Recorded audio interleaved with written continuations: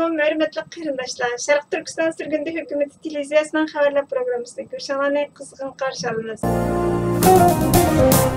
Yaponiya parlamenti seyşembe günü Xitayda ötküzüldüğün olimpik təntarbiya müsabaqasına az vaqt qalğanda Xitayning Şərq Türkistandagi Uyg'ur va boshqa Turkiya xalqlariga yurgizayotgan irqiy qirg'inchilikqa ko'ngil beradigan bir qarorni ma'qullab, Xitoyni parakanda qilgan. Bu hokimiyat beshidagi partiya va o'qituvchi partiyalar orasidagi bir necha oydan beri davomlashib kelayotgan talash tortishning natijasi bo'lib, Yaponiya hukumatining ittifoqdoshi Amerika bilan eng chong savdo sherigi Xitoy o'rtasidagi munosabatni normallashtirish ko'rishining ishorati. Bu qarorning olimpiyatlardan burun ma'qullanishi, yana kelib ikki tarafning munosabatining 50 yilligini xotirlaydigan yilda ma'qullanishi nurg'unlagan parlament a'zolarining Beyjingni kishilik huquq dafsanchiligiga mas'ul qilish irodasini tushuntirib berdi. Sharq Turkiston surganda hukumati biz Yaponiya parlamentlar ittifoqi, Yaponiya hukumatining Amerika, Kanada, Avstraliya, Angliya, Belgiya, Chex, Litviya, Fransiya qatorliq davlat va parlamentlarga o'xshash Xitoyning Sharq Turkistondagi Uyg'ur va boshqa turkiy millatlarga yurgizayotgan vahshiylikni irqiy qirg'inchilik va insoniyatga qarshi jinoyat deb tunishni umid qilamiz dedi.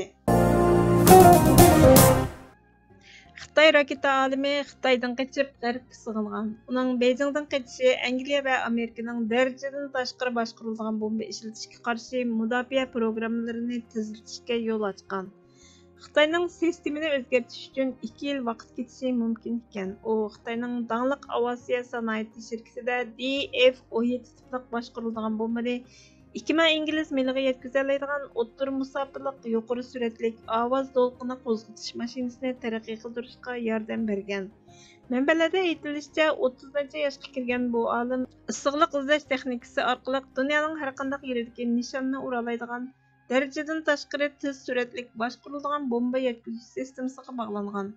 U bultur 9-oyda Hong Kongdagi Angliya axborot organi bilan aloqalashmoqchi bo'lganda vositachiga o'zining yuqori suratlik ovoz to'lqini mashinasi haqida tafsiliy uchurga ega ekanligini aytgan.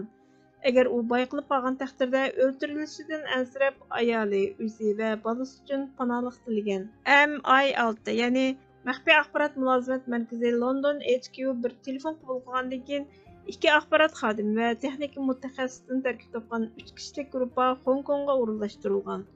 Amerika Markaziy axborot idorasiga xabar qilingan. Shuning bilan birga Xitoyning eng yangi ovoz to'lqinining taraqqiyotiga munosabatli tafsilotlarni oshkorlashga boshlagan.